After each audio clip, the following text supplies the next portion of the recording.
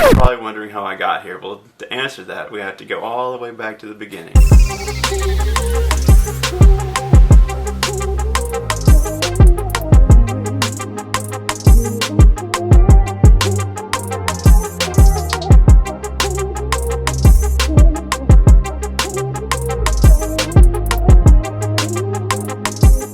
Hey, what's going on, guys? So today is another segment of Military Story Time where I just give y'all the details on just a few stories that I have, gained or put under my belt while in the Army. Today's segment is going to be about basic training, specifically my first day of basic training. The first day of basic is just a blur. Like, it just goes by so fast. I'm not saying the details are not there anymore. I'm just saying, like, it just goes by. It was so fast-paced. It is crazy how much we did in just a short amount of time. But with that said, guys, I'm going to go ahead and get started with this video and bring y'all along. So I hope y'all enjoy it. Starting off, after leaving MEPS, they give you a little check to help you along the way, because you go through the airport. The money's there for just getting yourself some food. I remember I had some chicken and a piece of cheesecake, because I figured I wouldn't be having that again for a while. I remember flying down to Georgia where I was going to do my 1-station unit training. I remember arriving in Georgia at the airport there. That airport is huge. And anyways, you have to get to an assembly area at a specific time. There was a bunch of other recruits lined up. We all get lined up. The drill sergeants check our packets. So, you have your paperwork already from MEPS. So the drill sergeants just come by, check your paperwork. I remember I was given a roster number early. So anyways, we're all lined up. And as soon as everybody is gathered, we have to do this sprint through the airport, which is kind of interesting. Running through an airport, like full-on sprint with drill sergeants right behind you. That was kind of interesting. It's always fun too, because, it's always fun. Like, you only do it one time. Well, just everybody's watching, and some people were cheering because they knew what was going on. But anyways, we all ran out to the bus, filed up onto there, and I got onto the bus with a bunch of the recruits that I would then be in class with for the following, I want to say, 16 weeks plus. Yeah, I was texting Sierra the whole entire time, and then of course there was a point where you couldn't text anymore. But I remember it was late at night. It was early in that year. It was winter time. Anyways, we get out of the bus. They just they separate us by MOS, and it's 1-station unit training, but some people have it's 11 Bravo, which is infantry. 11, this class happened to be 11 Bravo. Went into the main building where there was a whole lot of sitting, a lot of PowerPoints, a lot of presentations, a lot of civilian presentations, a lot of drill sergeant presentations. It isn't welcome. You get to your bed and then we'll start tomorrow. We're starting right now. So throughout the duration of the entire night, we came in, turned in our paperwork, filled out more forms. We got 2 green duffel bags, and we filled them with our uniforms, our duty uniforms, and then PT gear as well. I got my boots. They give you an Eagle Cash card, I want to say it's called, which has a certain allotment of money on it. You use it to pay for your haircut. You use it to get your running shoes, your towels, your toiletries, your basic necessities, things like that. Every single thing that you need, you buy there. You don't bring it with you. You buy it there. And, it's all just a part of just breaking you away from your civilian mindset, pretty much.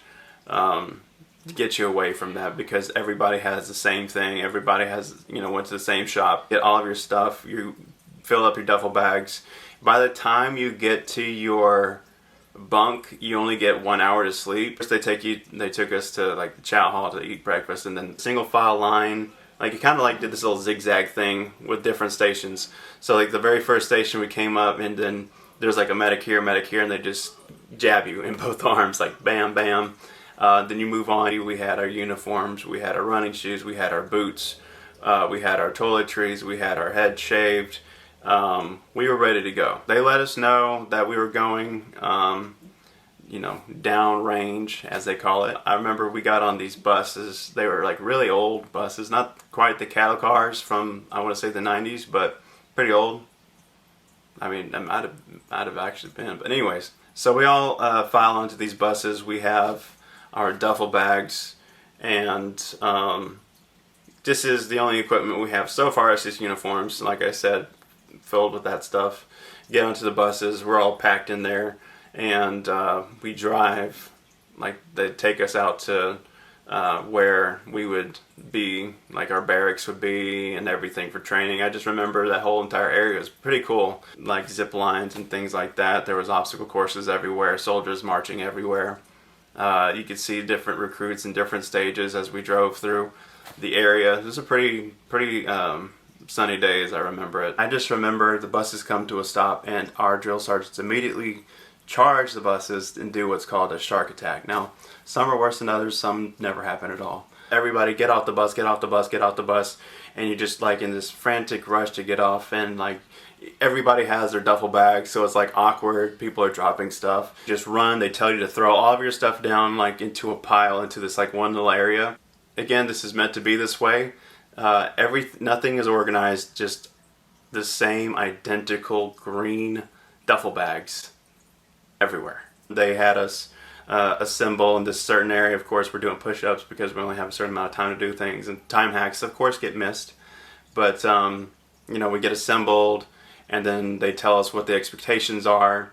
Like, okay, you will be doing this, you're going to this company. We're all in this mad, frantic dash to get our stuff.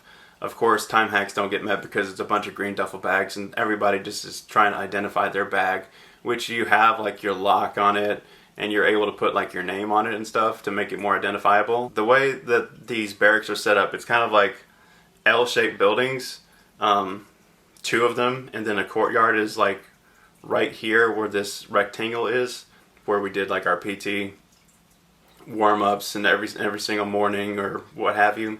They filed us up into our barracks, first platoon, second platoon, third platoon, fourth platoon, and as I go into the barracks room, it's just long, basically rectangular room, very standard, and then further against the walls, wall lockers, pretty much all the way down. We were assigned roster numbers, so we had to find our bunks and pretty much get everything kind of staged there. Of course, we only have a certain amount of time, and then these rectangles that I mentioned that were taped off, this is called a kill zone. You don't step in the kill zone. We didn't know that, so you get smoked for stepping in that area, stepping on the line or anything like that. There was a whole lot of equipment there in the center of the room too that we would later get. We were expected to know the infantryman's creed. We were expected to know the soldier's creed. I remember we were marching up to the chow hall, and somebody fell out of step, some little small detail, and we all had to run, just rush up that hill. And then we finally get in. You have to hug the wall the whole time. So the rest of our day, after we were filed out of the chow hall, we had to sprint. I remember we were about to start marching back, and the drill sergeant says, I want all of you to sprint back to the barracks, and if I beat you there, I'm going to smoke all of you for the rest of the day. So you just have all these recruits just frantically sprinting back to the barracks. We would then get our equipment, helmet, the equipment that I had mentioned earlier, shower drill, which is where everybody just lines up one side of the room on either end. Of course there's that tape there that you don't walk over, but first 5 guys go through the right side. There's the way the showers are set up, there's showers over this side, showers over this way. There's only a certain amount. So they let that group of people that are I think it was like 10 or so on each side. You only get 2 minutes to shower. You have to get in, you have to shower, you have to get dressed, and you have to be back out. Everybody has to be back out in like 2 minutes. So shower drill's finally in, and we're introduced to fire guard, which is where a certain, you have this roster of soldiers that has to, take different shifts throughout the night of who's going to be watching. I don't remember getting much sleep that night either. I'm pretty sure they woke us up again early with banging the garbage can, the bullhorn and everything. This would be the first 72 hours. It was designed to be this way.